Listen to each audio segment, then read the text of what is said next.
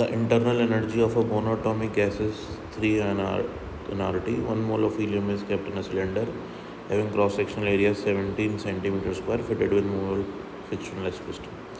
आपके पास एक सिलेंडर है, इसके ऊपर एक पिस्टन लगी हुई है और इसके अंदर एक हीलियम है, गैस है, ठीक है ना, 1 मोल की, और इंटरनल एनर्जी है उसकी 3 nRT, आर की वैल्यू 8.314, और ऊपर से इस पिस्टन पे एटमॉस्फेरिक कांस्टेंट एटमॉस्फेरिक प्रेशर लग रहा है।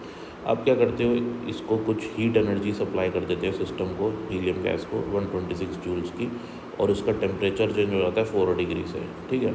तो क्या होगा, जब आप इसको हीट एनर्जी सप्लाई करोगे तो ये जो गैस है ये पिस्टन पे कुछ वर्क करेगी और पिस्टन ऊपर की तरफ शिफ्ट हो जाएगी, ठीक है। तो कितना शिफ्ट होती है एल डिस्टेंस, ये हमको पता लगाना है। तो जब हमने इसको एनर्जी सप्लाई करी तो इसकी एनर्जी में चेंज आएगा, इसकी इंटरनल एनर्जी में चेंज आएगा। तो थी कितनी इसकी इंटरनल एनर्जी 3 nRT, ठीक है, और चेंज कितना आएगा 3 nR डेल्टा टी, क्योंकि टेम्परेचर चेंज हुआ है।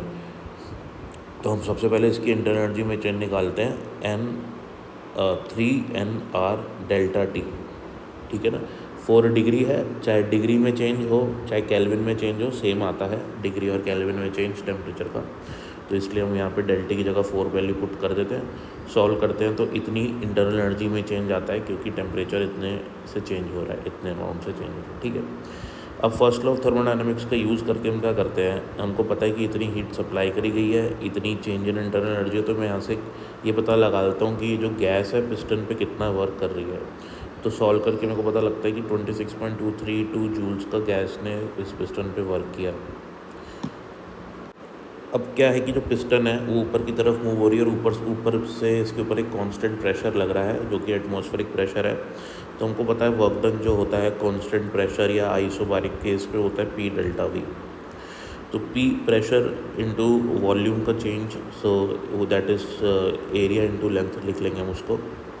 सिर्फ यहाँ पे लेंथ ही चेंज हो रही है। इनिशियल हम मान लेते हैं कि लेंथ 0 है और फाइनल लेंथ कुछ L हो जाती है, तो हम इसको P into A into L लिख सकते हैं।